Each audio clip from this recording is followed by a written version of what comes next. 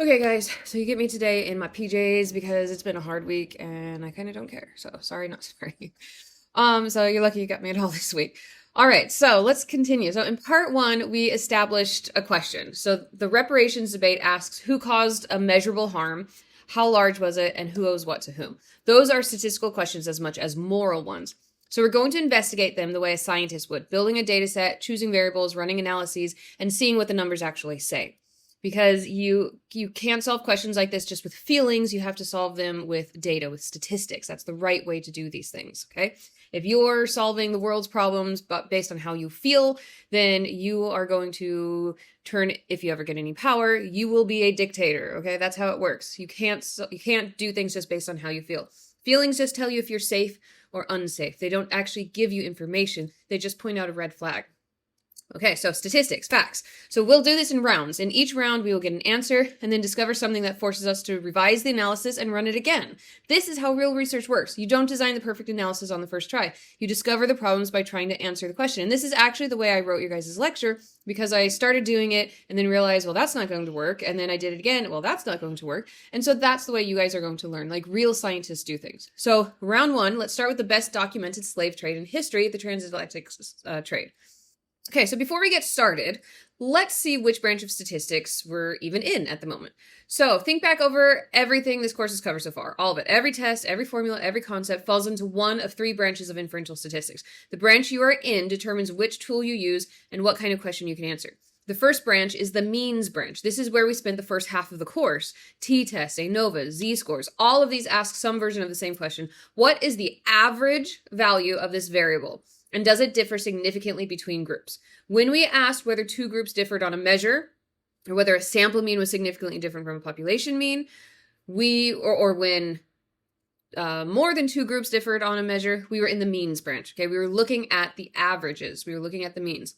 The second branch, which we just finished, is the frequencies branch. So this is where you've been for just the past weeks, right? So chi-square lives here. The frequency branch asks, how often does each categorical outcome occur? And is that distribution significantly different from what we would expect by chance? So this isn't about averages. This is about counting.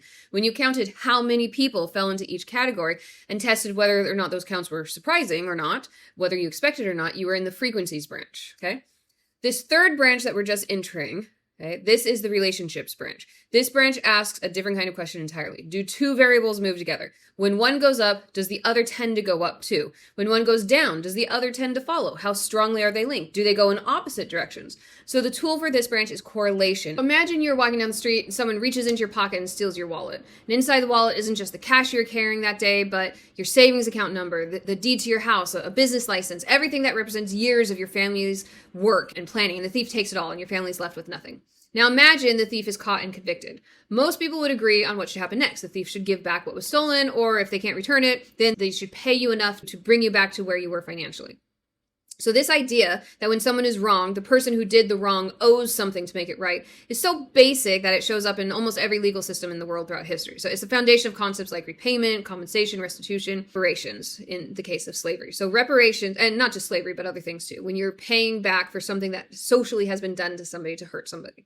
Reparations is that idea, the idea of repayment, applied to much larger and more complicated situations. And what we're going to be talking about today is the history of slavery and whether reparations should be paid to descendants of slaves. So here's the basic claim that reparations advocates make. For roughly 250 years, right, from the early 1600s, 1619 through 1865, African Americans were enslaved in the U.S., and enslaved people, of course, were forced to work without pay, without freedom, without legal rights. They could be bought and sold like furniture. Their children were born into the same condition. The labor that they performed, planting and harvesting tobacco or picking cotton or cooking and cleaning, it generated wealth for the slave owners. And that wealth was not, of course, distributed to the people who were doing the work, right?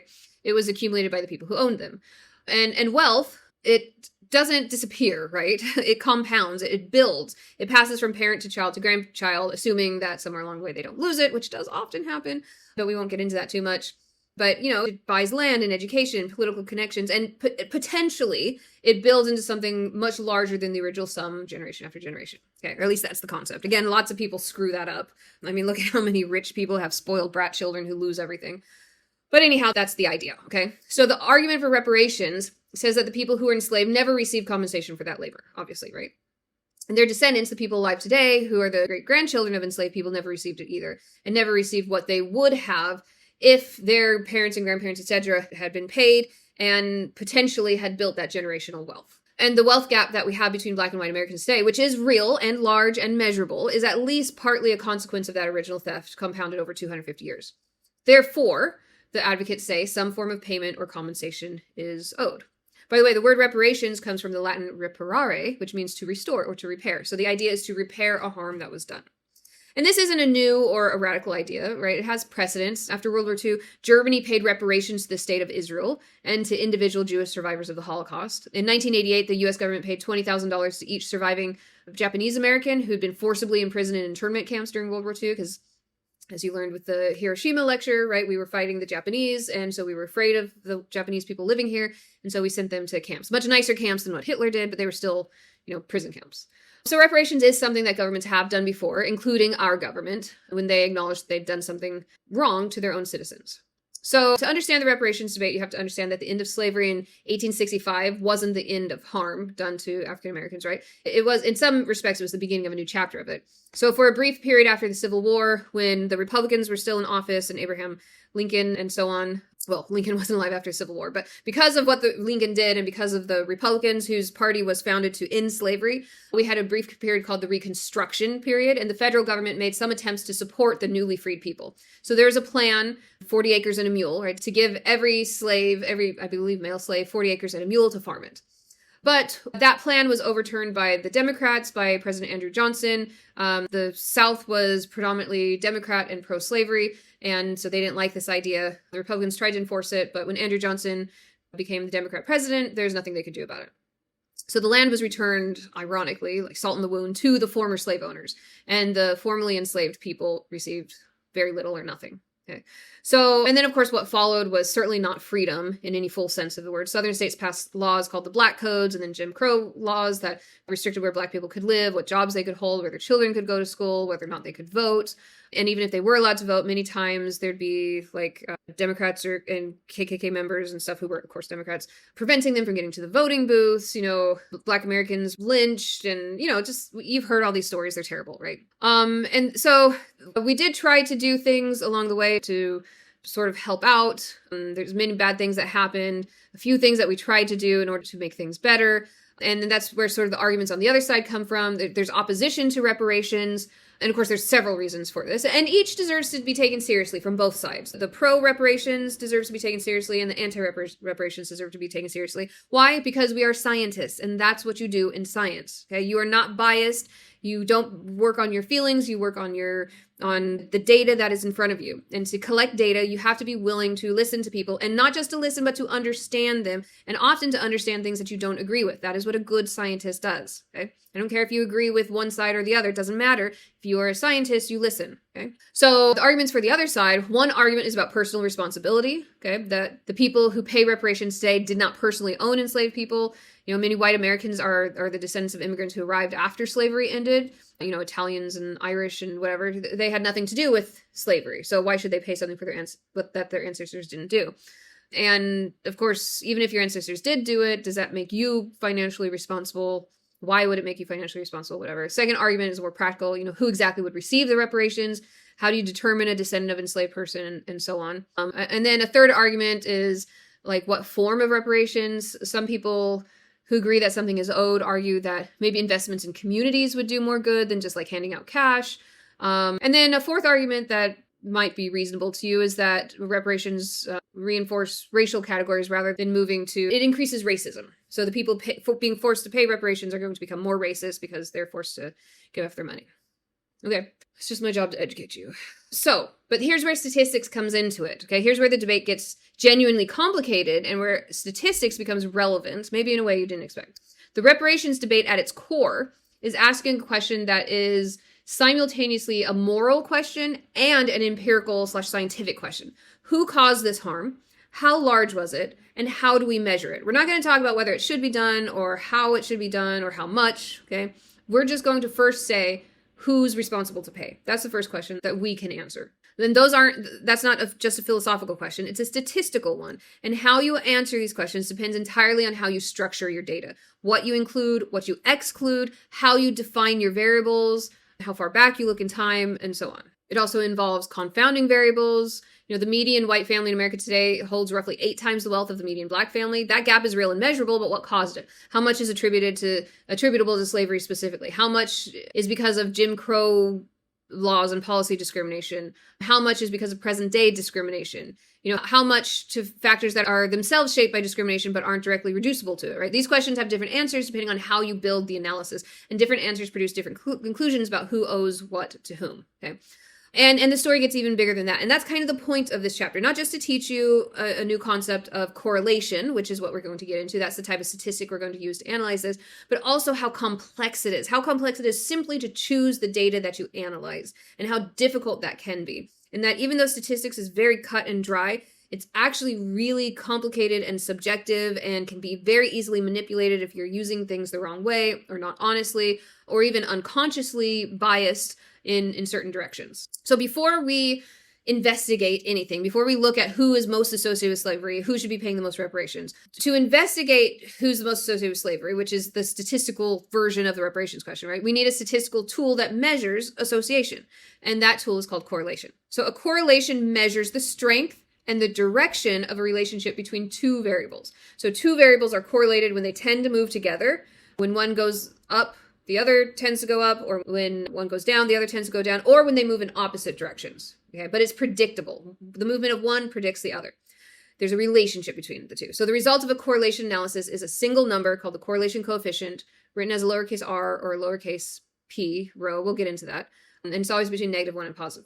Okay, so that's a correlation coefficient. We're going to get into this more, but I just kind of want to tell you the basics of it. Basically, correlation tells you that a relationship exists and how strong it is. It does not tell you what caused the relationship. This is the most important limitation of the tool, and it will matter enormously when we get to the reparations question. And we will return to it. But for now, just hold it to the back of your mind. A correlation is not a cause, right? I'm sure you've heard this a million times. Hopefully you did. If you didn't, write it in the comment section so that I know, and tell me who your professor was. No, just kidding. Don't do that. But correlation is not causation. Okay. There's also a rule about looking at your data before you calculate anything. So a correlation coefficient is a single number, and a single number can hide an enormous amount of information about what's actually going on in the data. So before you interpret any correlation, you should plot the data in a scatter plot, a graph where one variable goes on the horizontal axis, the other on the vertical axis, and each paired observation becomes a dot. We'll talk more about that too. And the pattern of dots tells you things that numbers cannot. So an upward sloping cloud of dots tells you that there's a positive relationship. A downward sloping cloud of dots means that there's a negative relationship. A shapeless blob means that there's little or no relationship. A curved arc means that there is a relationship, but it's not a monotonic one. It's not a straight line. And Pearson's R, which only measures straight line relationships, will misrepresent it entirely. Okay, so you can't use that statistic for curved data. A famous demonstration of why this matters is called Anscombe's quartet, and it's a modern extension of the data source dozen. So the data source dozen is a set of 12 different data sets, one of which, when plotted, forms the shape of a dinosaur. So all have identical means, standard deviations, and a correlation coefficient of r equals 0.5. But if you only looked at the number, you would think all 12 data sets were telling the same exact story, and they're not. They all have different scatter plots, including the one that looks like a dinosaur. So some have outliers distorting the result, some have curved relationships the formula can't detect, some have clusters of data that belong in separate analyses. The correlation coefficient of 0.5 does not tell you which situation you're in. Only the scatter plot does. So we're going to keep this in mind throughout the historical analysis. The numbers we're working with really compress the enormous complexity of human reality into a single value. And we should always be asking what those values are hiding. In part 1, we established a question. So the reparations debate asks who caused a measurable harm, how large was it, and who owes what to whom. Those are statistical questions as much as moral ones. So we're going to investigate them the way a scientist would, building a data set, choosing variables, running analyses, and seeing what the numbers actually say. Because you can't solve questions like this just with feelings, you have to solve them with data, with statistics. That's the right way to do these things, okay? If you're solving the world's problems but based on how you feel, then you are going to turn, if you ever get any power, you will be a dictator, okay? That's how it works. You can't do things just based on how you feel. Feelings just tell you if you're safe or unsafe. They don't actually give you information. They just point out a red flag. Okay, so statistics, facts. So we'll do this in rounds. In each round, we will get an answer and then discover something that forces us to revise the analysis and run it again. This is how real research works. You don't design the perfect analysis on the first try. You discover the problems by trying to answer the question. And this is actually the way I wrote your guys' lecture, because I started doing it and then realized, well, that's not going to work. And then I did it again. Well, that's not going to work. And so that's the way you guys are going to learn, like real scientists do things. Okay, so before we get started, let's see which branch of statistics we're even in at the moment. So think back over everything this course has covered so far. All of it. Every test, every formula, every concept falls into one of three branches of inferential statistics. The branch you are in determines which tool you use and what kind of question you can answer. The first branch is the means branch. This is where we spent the first half of the course. T-tests, ANOVA, Z-scores, all of these ask some version of the same question. What is the average value of this variable? And does it differ significantly between groups? When we asked whether two groups differed on a measure, or whether a sample mean was significantly different from a population mean, or when more than two groups differed on a measure, we were in the means branch. Okay, we were looking at the averages. We were looking at the means. The second branch, which we just finished, is the frequencies branch. So this is where you've been for just the past weeks, right? So chi-square lives here. The frequency branch asks, how often does each categorical outcome occur? And is that distribution significantly different from what we would expect by chance?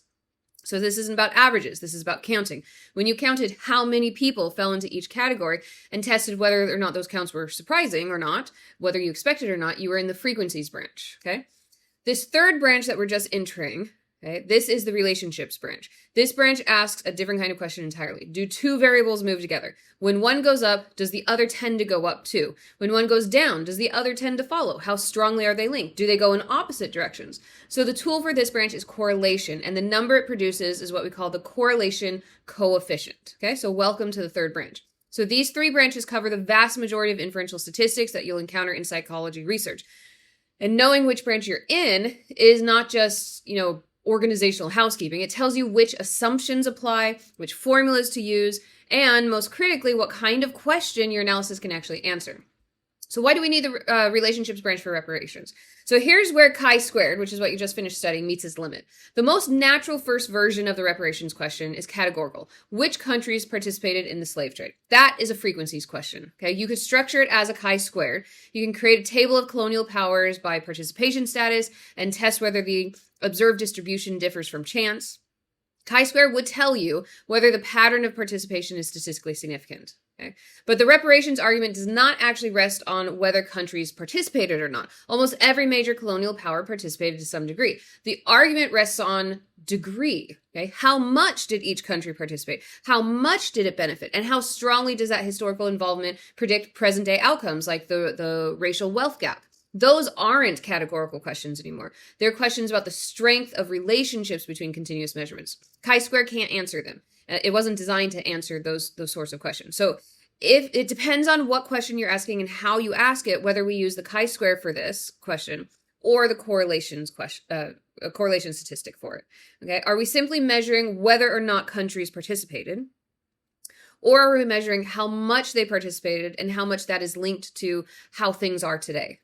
So this is the moment where the relationships branch becomes necessary. We already know from the historical record that multiple colonial powers participated in the slave trade. What we need to measure now is the association between the scale of that participation and the economic benefit derived from it. And that's sort of the question you're asking. Like, does it simply matter? This is the first question you have to ask as the researcher into this. Does it matter just simply whether they participated or not? Or does it matter whether they made money off of it or not? Whether they benefited from it or not? If a country lost wealth because of slavery, are they less responsible than a country that gained wealth because of it?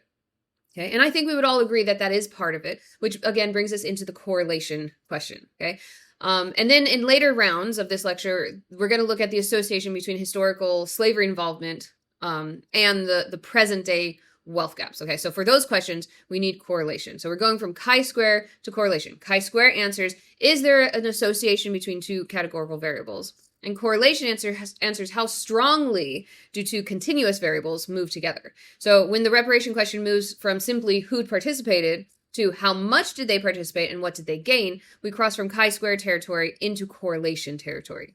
Okay, I hope you're seeing the difference there. If you're confused, put it in the comments. All right, so what is correlation? So let's define that. So a correlation measures the strength and the direction of a relationship between two continuous variables, okay? Not categorical anymore like chi-square, continuous. So the result is a single number called the correlation coefficient. Like we had the chi-square before, now we have the correlation coefficient. We write that as a lowercase r when we use the Pearson formula, which we'll get to shortly, or as the Greek letter rho, which looks like a P, when we use the Spearman formula. Okay, these are both two correlation formulae that we're going to use. And we're going to talk about the Spearman formula first for reasons that will become clear when we get to it.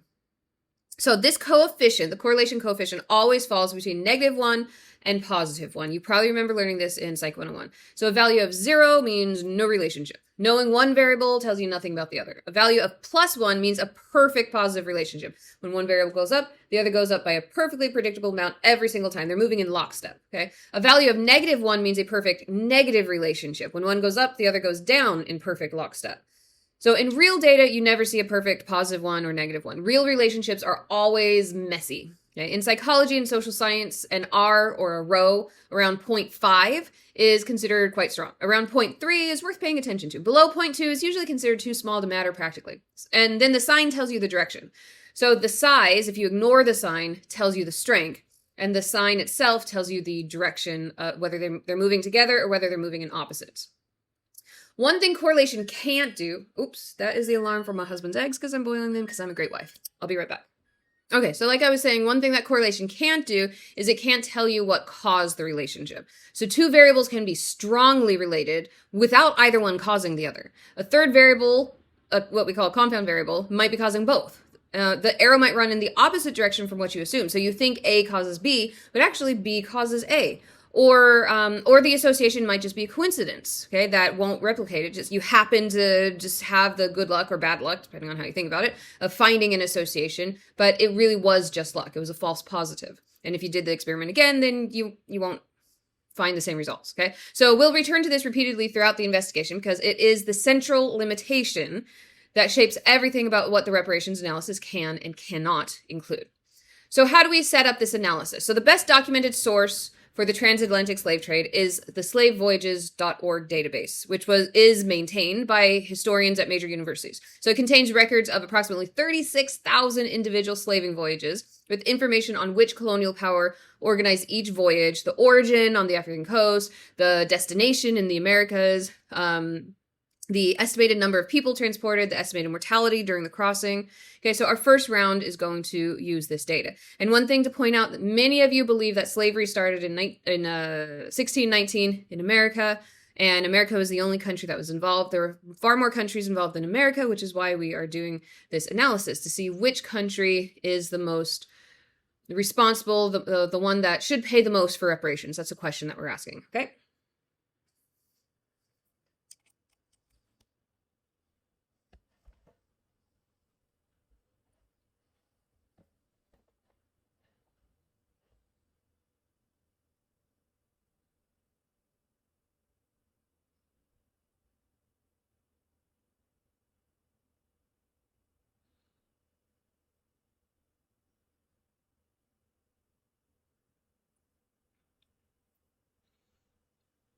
Okay, so the colonial powers that were involved in the transatlantic slave trade, at least the most major ones, was Portugal / their colony of Brazil, Britain, which is England, France, Spain, Netherlands, United States, Denmark. Okay, so if we look at this graph, we can see the number of people transported, the percent of the total trade, the primary destination of the slaves, because that's a question. Who do we hold accountable? The colony, the colonial power that owned the colony, or the colony that wanted to buy the slaves? Okay, and what year did they abolish slavery? Okay. So if you look at the table, okay, look at it before we calculate anything. The United States transported roughly 3 to 4% of the total transatlantic slave trade. Portugal and Brazil combined transported 46%, nearly half of the entire trade, which probably surprises a lot of you. If you ask most Americans which country was the most responsible for the transatlantic slave trade, because Americans love to hate ourselves. None of you would probably say Portugal, okay? We'd probably all say America. But the data says Portugal by a very wide margin, okay? Which is why it's important to actually look at the data, look at the real data, look at the real facts, and then run the statistics on it.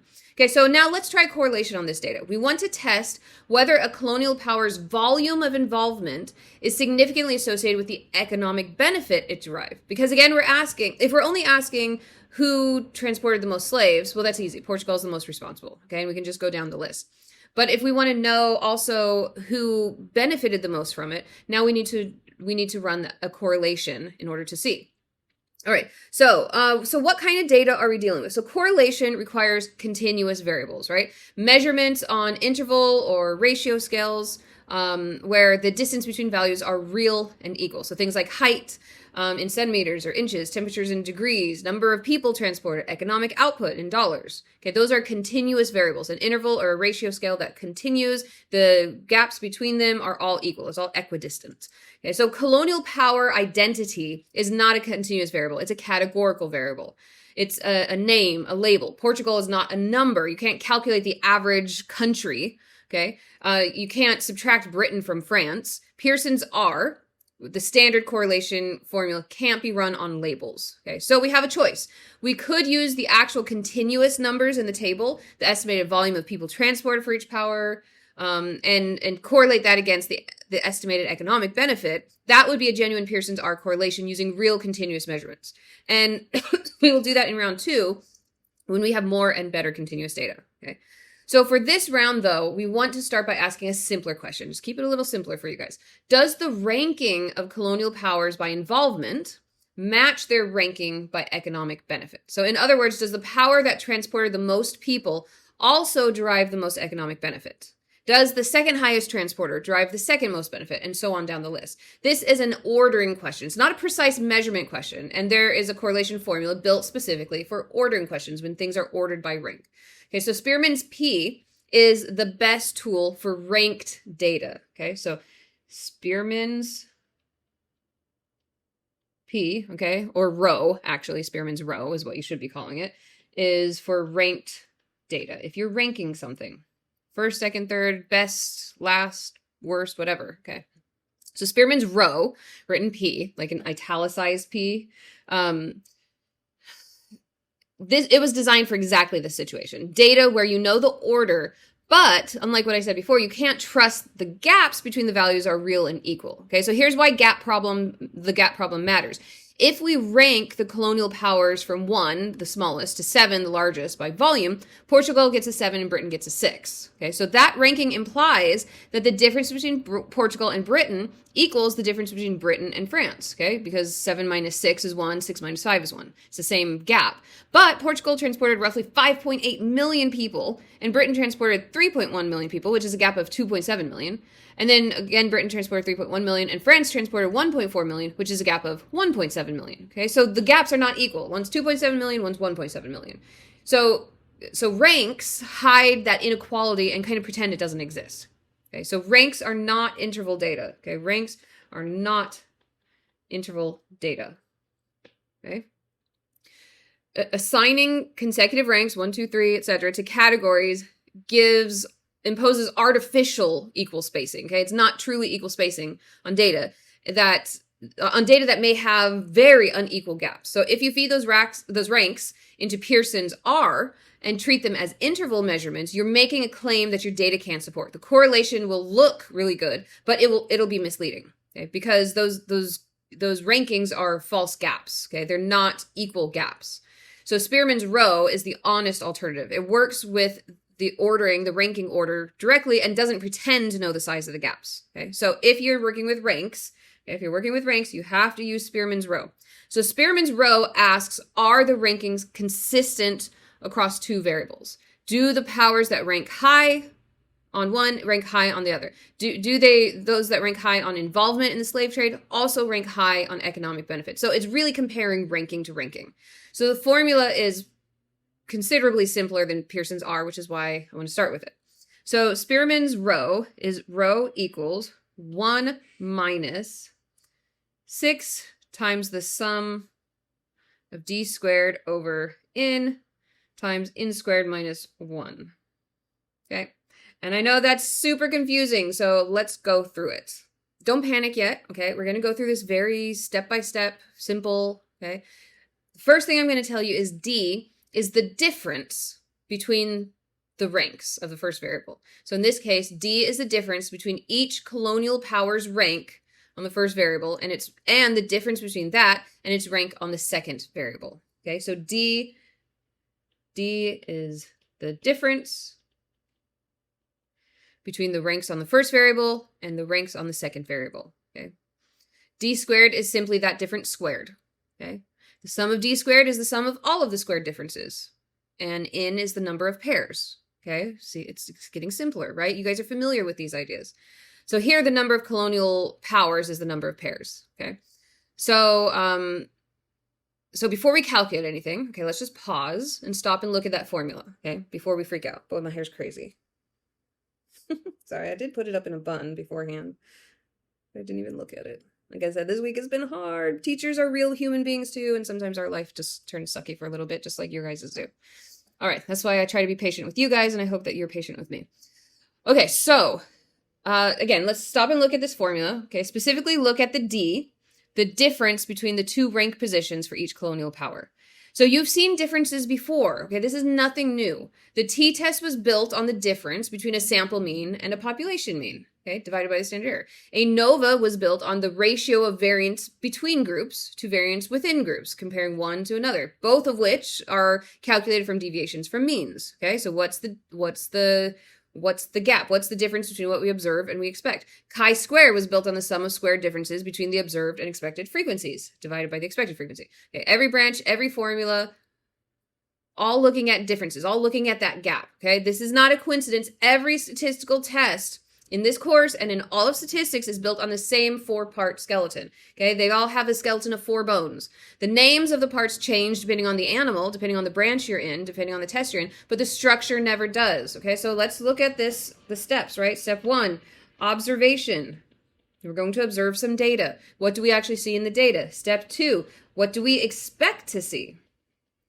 What would we expect to see if the null hypothesis were true, if chance alone were operating? Step 3, what's the distance? Okay, how far is what we observed from what we expected? And then if that gap is big enough, then we make a decision based on it. Is that distance large enough to reject the null hypothesis? So in the means branch, observations are your sample means, and expectations are the means you would get if the null hypothesis were true.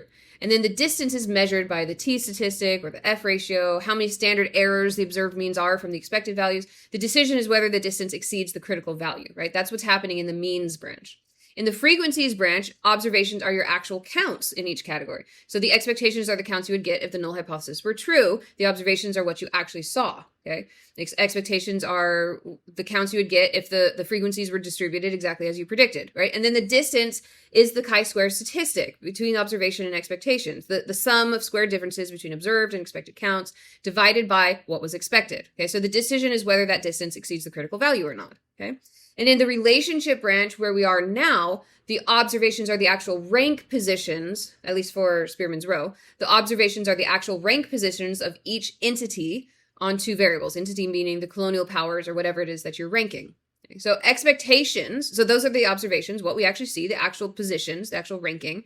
Expectations are what the ranking would look like if the 2 variables had no relationship at all. If knowing a colonial power's rank on volume of slaves sold told you nothing about its rank on economic benefit from selling those slaves.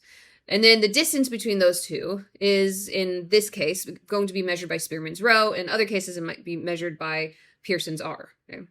And that distance captures how far the actual ranking pattern is from our null hypothesis, from perfect agreement. Okay. So the D in the formula, the difference is exactly this: the distance between what we observed and what we would expect if the rankings matched perfectly. Okay. And then the decision is whether rho exceeds the critical value, just like every other statistic you've run. Okay. Every other inferential one. So when all D values are 0, okay, when every rank or every variable ranks identically on both variables, okay, so whatever's ranked 1 on the first variable is also ranked 1 on the second variable. Whatever's ranked 62 on the first variable is also perfectly exactly ranked 62 on the next variable. Everything cancels out, and the sum of the difference squared is 0. Okay, so all the negatives and positives cancel each other out.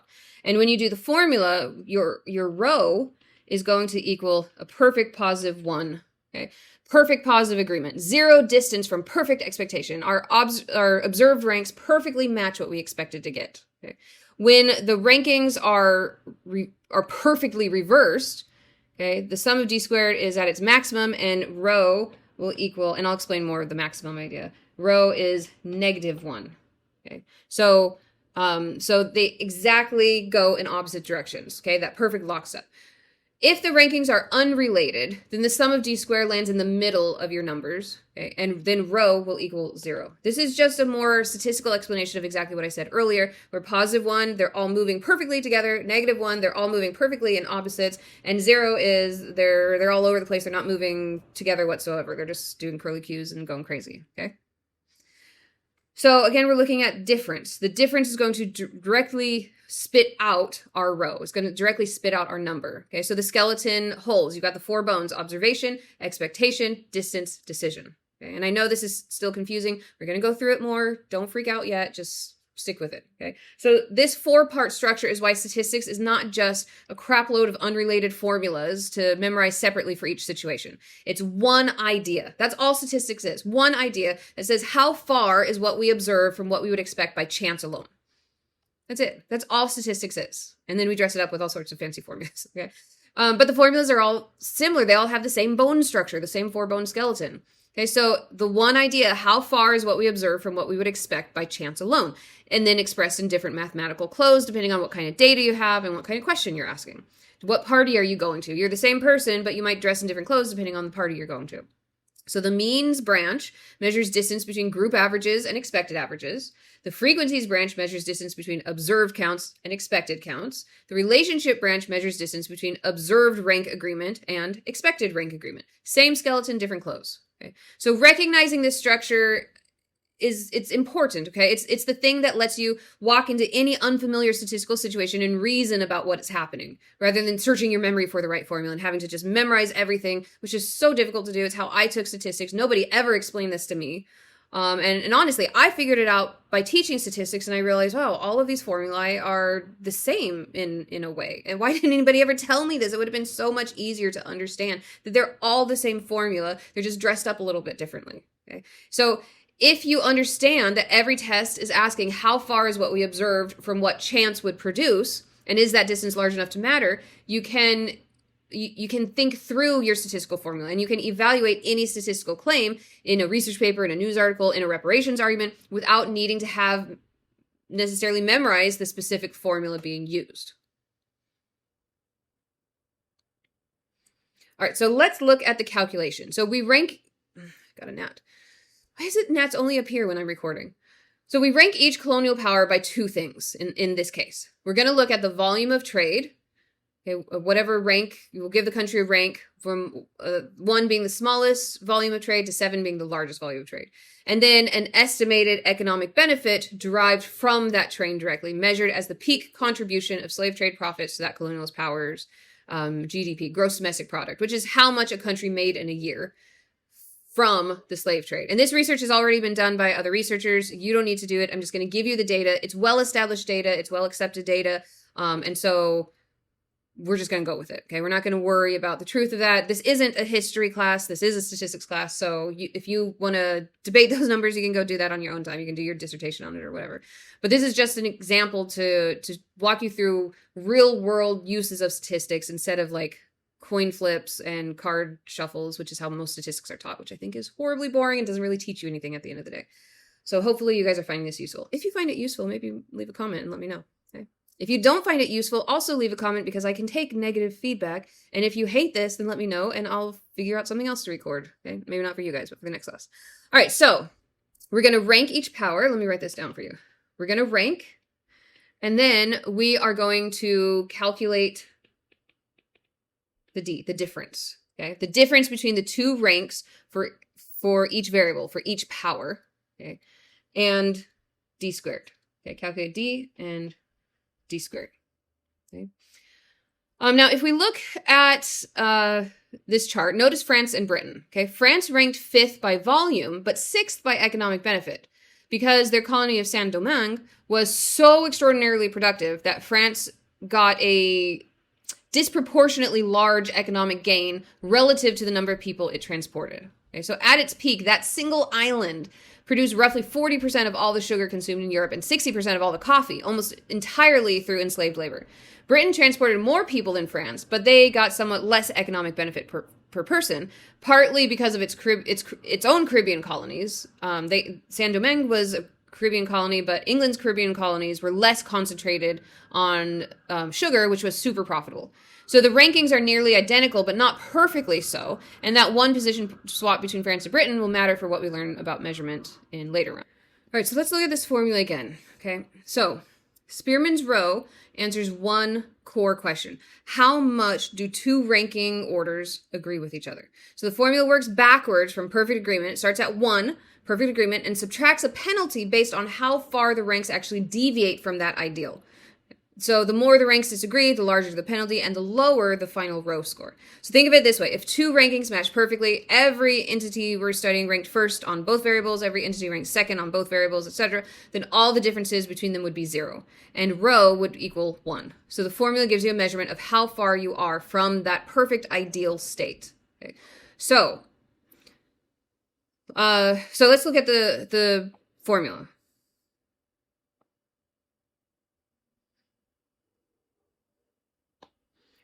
Rho equals 1 minus 6 times the sum of d squared divided by n times n squared minus 1. We're going to go through all of this so that it makes sense to you. Okay, so let me name each piece. So the 1, okay, 1 is the starting point. We're in perfect agreement. Okay, a correlation coefficient of positive 1.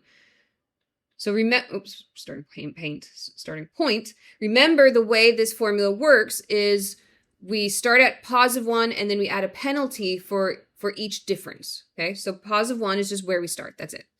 Then we're going to subtract the penalty. So this part of the formula is the penalty. Okay, so anything we calculate in there is what's subtracted from 1. It's the penalty that we add on to 1. This was also never explained to me in statistics. I was just told, here's a formula, memorize it. Doesn't matter if it makes sense to you or not.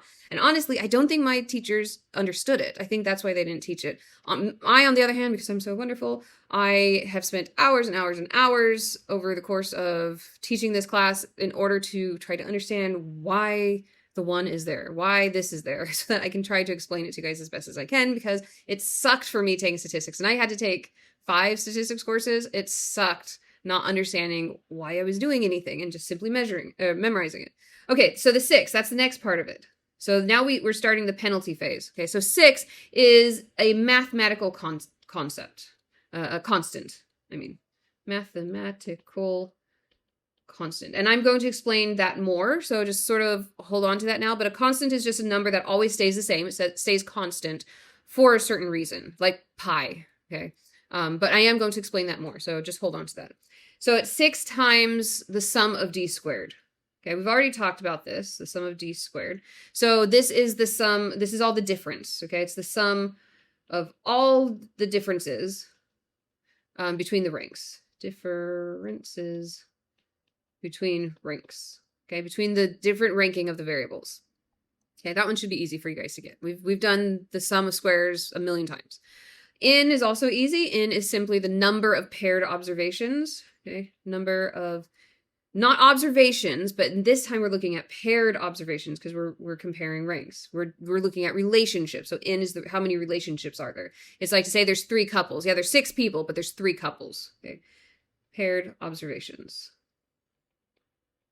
So in this case, we have 7 colonial powers. So seven colonial powers paired to another variable of 7 different economic outputs, okay? So each of those is an N. So it's not that it's 14 colonial powers and 14 economic output variables. It's 7 pairs of variables, okay? And then N squared minus 1 is a scaling factor. Remember, we always have scaling factors so that we're not comparing apples and oranges, we're comparing apples and apples. So divide by expected frequencies or divide by the degrees of freedom or whatever. So it's a scaling factor that adjusts for the sample size, for how many are in the sample, because in some cases, a sample might be bigger than other cases. Okay, so we're going to get into this more. Okay, so let's start with D. Okay, what is D? So, and what is the sum of D squared? So D equals X minus Y. Okay, and that means the difference between a colonial power's rank on one variable, the volume of trade, and its rank on the other variable, the economic benefit. Okay, so for example, if Britain ranked 6th in volume but 5th in economic benefit, then D for Britain, okay, D for the Brits, okay, would be 6 on one, the ranking of 6 on another, ranking of 5 on another, and that difference is positive 1. Okay, and then you square it to get rid of the negatives, right? You guys remember that? So D squared still equals positive 1. If it was negative 1, now it would still equal positive 1. Okay, and then the sum of D squared is you're going to do this for the Brits, for the French, for the Danes, etc. Okay, Denmark. You're gonna, and then you'll add all of their D squares up. Okay, and that will equal the sum of D squared. Okay, and you know what? Let's actually just do this. Okay, so let's look at the table. So we have, okay, we'll have Denmark first. Okay, so Denmark's ranking on volume, they sold the most slaves, so they're 1. And then their ranking on economic benefit is also 1, so they have a D of 0. And you square that, you still have 0. We have the Netherlands, which they have a ranking of 2 and an economic benefit of 2. That, again, equals 0. You square that, still 0. Then we have the US. So their volume ranking, our volume ranking was 3. We had, and that means third smallest. So Denmark was the smallest, Netherlands the second smallest, United States was the third smallest. Okay. And then we also had the third smallest economic benefit. So we did not make the most money off of the slave trade. 3 minus 3 is 0. Square that, equals 0. Spain came next. Spain had a bigger slave trade. So they were ranked 4th, and they also benefited at 4th. You can see that this is a pretty good correlation. Okay, it's going to be a strong correlation. So 4 minus 4 is 0. Square that, equals 0. And remember, we're calculating the penalty. So this is what's going to be subtracted from a perfect positive 1. Okay. So Cuba's sugar economy drove most of the benefit for Spain. And then France is really the only one that doesn't rank perfectly. So they ranked 5th. They profited a lot, or they sold a lot, but then they ranked 6th in economic benefit. Okay, so most of their profit came from Saint-Domingue, producing the sugar. So they had an outsized economic gain relative to volume, right? So they made more than slaves they trade. Their slaves were particularly profitable. Okay? So 5 minus 6 equals negative 1. We square it to get rid of the negative. We have a positive 1. Then we have Britain, okay? Modern day England and the UK. So they ranked 6th. They had high volume. Okay, the higher the number, the more the volume. But the British Caribbean was less productive per person than Saint-Domingue, so they were actually 5th in economic profit. So still more money than the US, still way more money than Denmark, not as much money as France. So 6 minus 5 is positive 1. Square that, equals 1. And then Portugal, which includes Brazil, and there's a reason why I'm pointing out Brazil, but we'll get into it later. So Portugal, they sold the most slaves, and they made the most money, so that's 0. Square it, equals 0. Okay, and then the sum of all the D squared equals 2. Okay, so that's the sum of D squared. So why is the sum of D squared the key to understanding correlation? So the sum of D squared measures the total disagreement, okay, between the two variables. The difference, the sum of D squared is the difference between the two variables. And you can see it right there in the calculations. Okay, so if the sum of D squared is 0, which it's close to, the rankings match perfectly, a row of 1.0, because there's no penalty taken away from that initial 1. If the sum of D squared is large, then the rankings disagree substantially. Row will be low or even negative.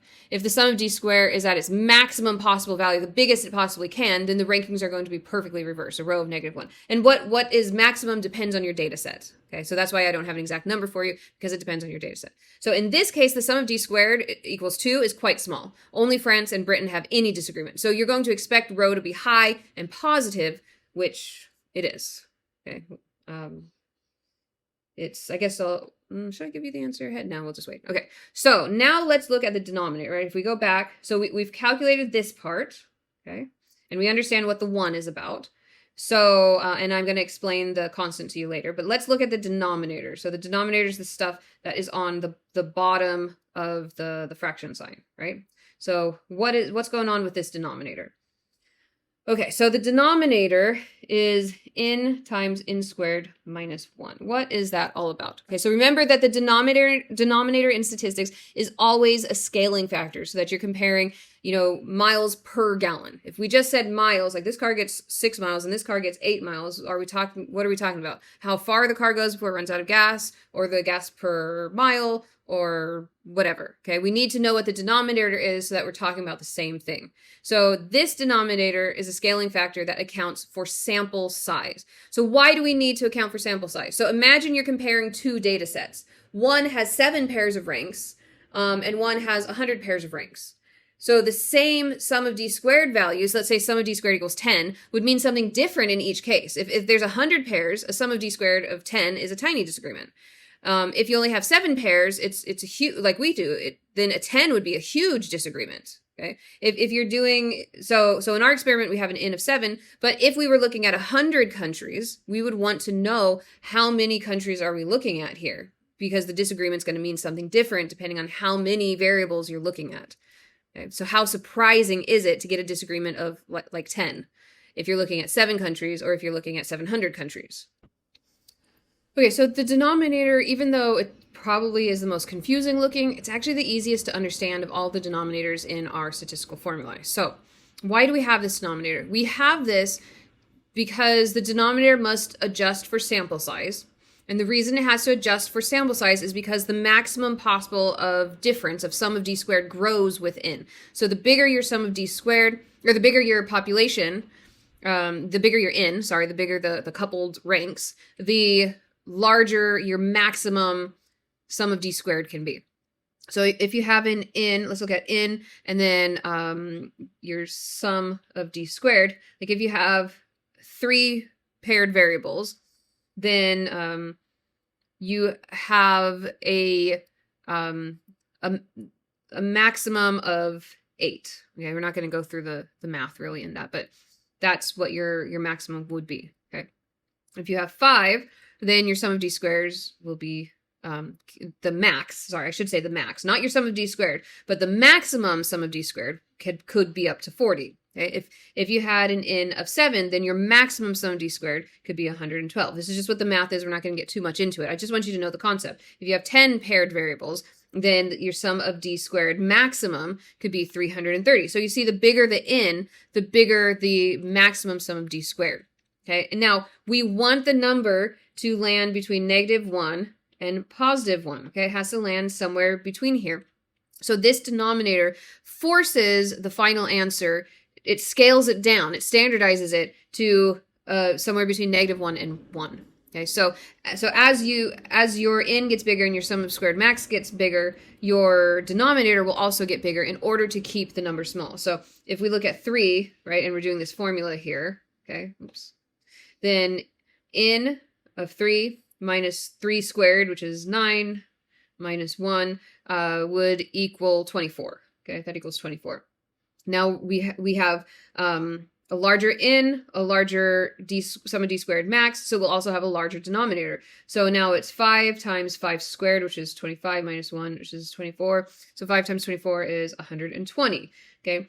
7 times 7 squared, which is 49 minus 1, so 48 times 7 is 336. Okay, so you can see that as n is getting bigger and the sum of d squared is getting bigger, the denominator is also getting bigger in order to keep the final row, the final number, somewhere between -1 and +1. Okay, that's all we're doing this for. It's simply a little mathematical formula that we toss in order to standardize it to -1 to +1. So it's falling somewhere in that standard range. That's all it is. There's nothing fancy, nothing crazy about it. It's not complicated like degrees of freedom, even though it does look like degrees of freedom. It looks similar, but it's really different. This denominator comes from the variance that you have within the rank data, not from degrees of freedom. Okay, and we could go through the math of that and show you how the standard deviation is involved and covariance and everything. But remember that we always divide by variance in order to a type of variance in order to standardize how much we get per the noise that we have, the signal over the noise. Okay, so again, don't worry about it. This is one that you just need to memorize, or you're going to get into some really boring math that is not going to help you. But you can understand that it's simply there in order to keep the number to the standard -1 to +1. That's it. Okay, it's nothing fancy. In times n squared minus 1 is like the size of a ruler. Okay, it defines the scale of measurement system. We're using inches. Okay, we're using n divided by n, or n times n squared minus 1. That's the ruler that we're using. In chi-squared, the ruler that we're using is what we expected. So we have our sum of d squared, which equals 2, and we know that our n is 7. Okay, so now let's continue going through the formula. Okay, let's see if you guys can remember what the formula is. So rho equals our starting point, which is, what is our starting point? Pause it and see if you can remember. 1 minus the penalty. Okay, and the penalty is 6 times the sum of d squared over the denominator, which we just talked about, of n times n squared minus 1. Okay, those are supposed to be brackets. All right, so we've calculated our d squared, which equals 2. We know that our n equals 7. You just count up the countries, the paired variables. So now we have 1 minus 6 times the sum of d squared, and this is the sum of d squared, not just d squared, 6 times 2 divided by n times n squared minus 1. Okay, now n times n squared minus 1, okay, we can fill that out now. So actually, let me just leave that. I'll just write it here. So n times n squared minus 1. N is 7 times 7 squared minus 1. This is very easy. 7 times 49 minus 1. 7 times 48. And 7 times 48 equals 336. That is the denominator. Okay.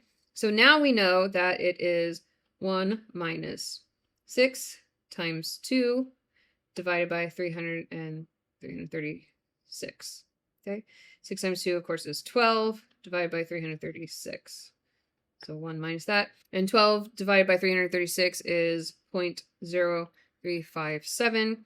So rho equals 1 minus 0.0357, which equals 0.964, which is huge, right? 1, positive 1 is the biggest we can get, and we have 0.964. Okay, so that's really big. When you're rounding this, make sure you're rounding it to at least 3, unless it naturally falls smaller than that. Okay, so what does this ratio mean? What's the decision? It represents the fraction of the maximum possible disagreement that's actually present. So a ratio of 0.036 means that the 0.036, that's with rounding, okay? That ranking means that the rankings disagree by only about 3.6% of the maximum possible disagreement. That's very small. There's only 3.6% disagreement, which makes sense because only 2 of the 7 entities, the 7 colonial powers we studied, France and Britain, have any rank mismatch at all. So of course we're going to get a tiny ratio and a huge correlation coefficient, a huge rho. So what does the rho of positive 0.964 mean? It means you have a very strong positive correlation. So if you look at the interpretation of the correlation coefficient range, +1 is a perfect positive agreement. 0 is no relationship. Negative is perfect reversal of the rankings, right? So 0.3 to 0.5 is a weak agreement. 0.5 to 0.7 is moderate. 0.7 to 0.9 is strong. 0.964 is very, very strong positive agreement, okay, which is what we got. So in plain English, a rho of positive 0.964 tells us that colonial powers that ranked high in the volume of the slave trade also ranked high in the economic benefits they derived from it. So the ranking order was nearly identical. Portugal and Brazil was first on both measures. Britain was second on both. France was slightly out of order, but only by 1 position. Spain, Netherlands, Denmark, and the US maintained the relative order across both variables. Okay, so if we're going to look at who owes the most for reparations, then Portugal and Brazil owe the most. Britain owns the most next. France owns the next largest amount, and U.S. is actually pretty low on the totem pole. Okay.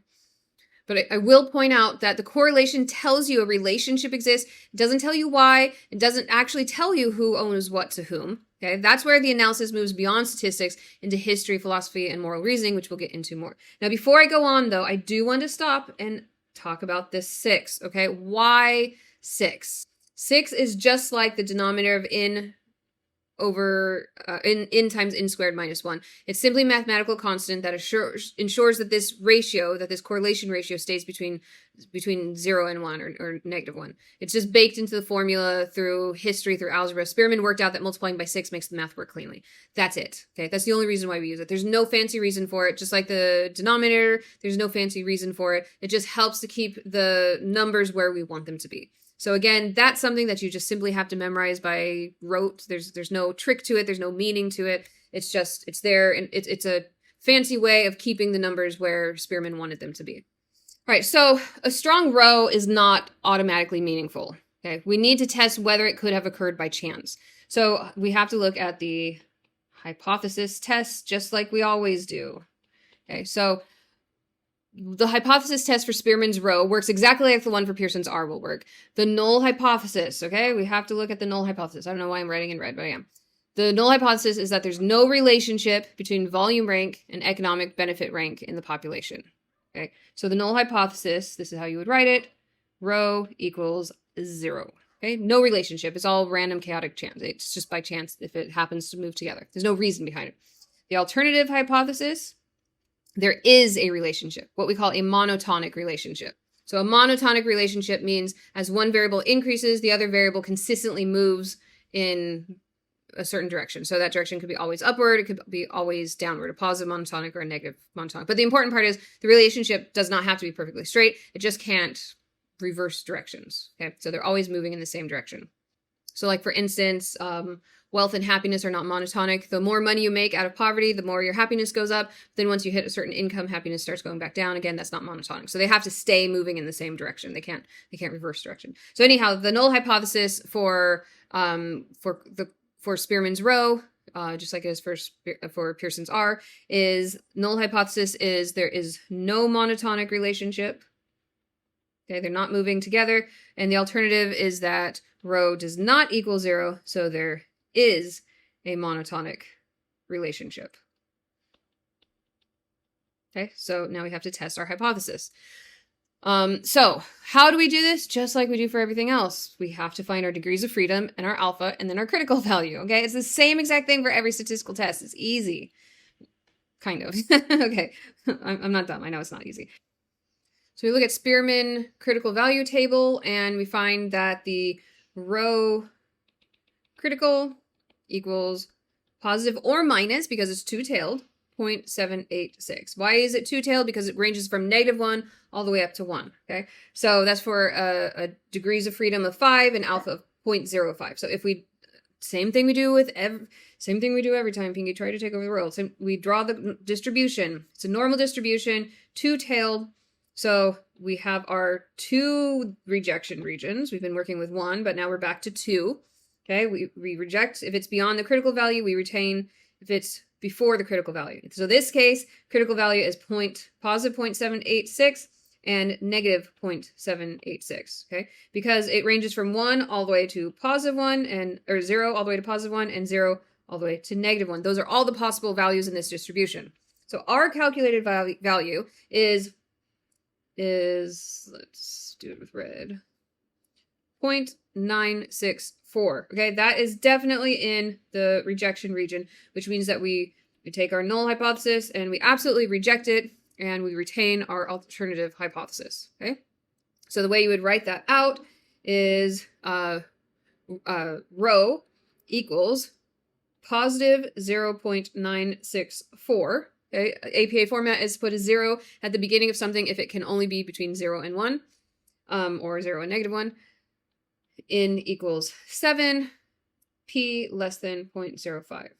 You don't do degrees of freedom because Spearman's rank correlation is traditionally reported using the correlation coefficient, so rho or R for Spearman, the sample size, and the p-value.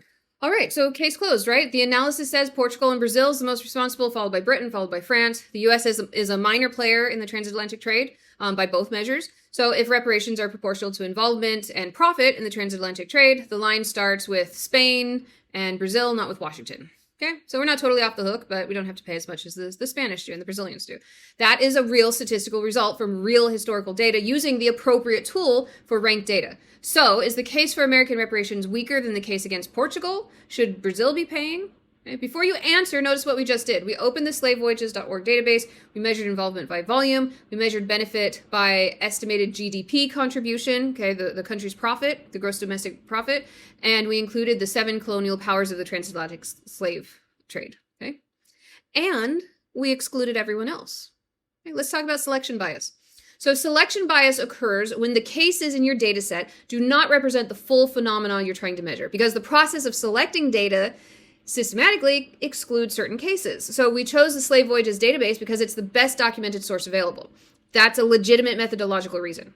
But best documented does not mean complete. It means best documented by Western colonial record-keeping systems. So the transatlantic trade left extensive paper trails because the colonial powers that ran it maintained large bureaucracies, and they had shipping manifests and insurance documents and colonial census records and plantation accounts. Other slave systems left different records or no records at all, maintained by different institutions, studied less extensively by Western researchers, okay, the ones that produced the Slave Voyages database. So here's what this means concretely. The transatlantic slave trade, which will be a surprise to many of you, I know because I have done surveys in my classes to see what the knowledge on the slave trade is, and most people believe America is the only one that participated. We did not. Some people know the transatlantic slave trade, but that was not the only one. We also had the Arab trans-Saharan slave trade, okay, which moved an estimated 6 to 10 million people from sub-Saharan Africa into North Africa and the Middle East over 1,300 years. And it continued all the way into the 20th century. It actually continues now, even though it's illegal. We'll talk about that. The East African and Indian Ocean slave trade, another one entirely, may have moved as many as 17 million people over the same period. The Ottoman Empire, which was modern-day Turkey, maintained legal slavery until 1908, more than 40 years after the U.S. abolished it. The Korean Nobi system held over 30% of the Korean population in hereditary servitude, a type of slavery, for approximately 1,500 years. Saudi Arabia didn't abolish legal slavery until 1962. Mauritania didn't abolish slavery until 1981, the year I was born. Okay, so none of these appear in our data set. Not because they were minor, they weren't. Some of them, like the which one was bigger? Let's see. I believe the sub-Saharan slave trade and the Indian Ocean slave trade moved more people than the transatlantic slave trade did. Okay, more slaves. So it's not that they were small. They were big. They just weren't in our data set because we opened a data set that was not built to include them. That's not what the researchers cared about. We also excluded Africa itself. For instance, the Kingdom of Dahomey in the territory of modern Benin, if you know where that is in Africa, built a significant portion of its state revenue on raiding their neighbors and selling them to European traders at the coast. And there's an estimated almost 2 million slaves, 1.9 million enslaved people passed through Dahomey to be sold. So an African country selling their neighbors. The Ashanti Empire, the Sokoto Caliphate, the Swahili Coast trading states, they were all active in the slave trade, all economically motivated to participate. They don't appear in our colonial power table because we frame the question as which colonial power's involvement was largest. A framing that excluded African states and Asian states and Middle Eastern states and so on before the analysis even began. Okay, so selection bias does not mean our data is wrong. It just means our data is incomplete in a certain way. And that incompleteness, depending on the question you're asking, could skew the results. In this case, it skews towards systems that Western institutions have prioritized in documenting and studying. It's the only one you probably learned about in school, but it's not the only one that existed. So you have to make a choice of what the data is that you're going to study. And part of that is educating yourself on what data is even out there. If you didn't even know that Korea participated in slavery, then you wouldn't have even thought to include Korea in this study.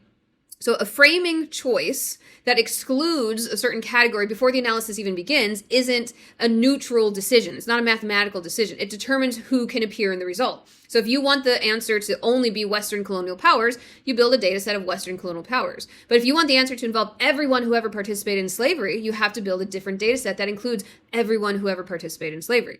So our row of positive 0.964 is real within the 7-country transatlantic data set, but it's silent on everything outside of it. You don't know if Spain or Portugal is more responsible for slave trade than Korea, because we didn't include Korea in our analysis. You don't know if the Kingdom of Dahomey is more responsible for slavery and should be paying more reparations than the United States did. Okay, so you have to ask, what are we looking at? What question are we asking? And then what data is appropriate for the question that we're asking?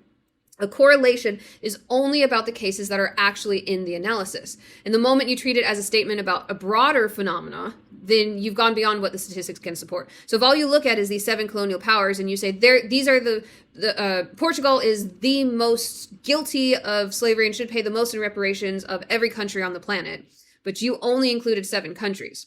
So you're making a statement that the mathematics doesn't necessarily support. Maybe it does, but you haven't run the statistics yet. So you have to use the right data.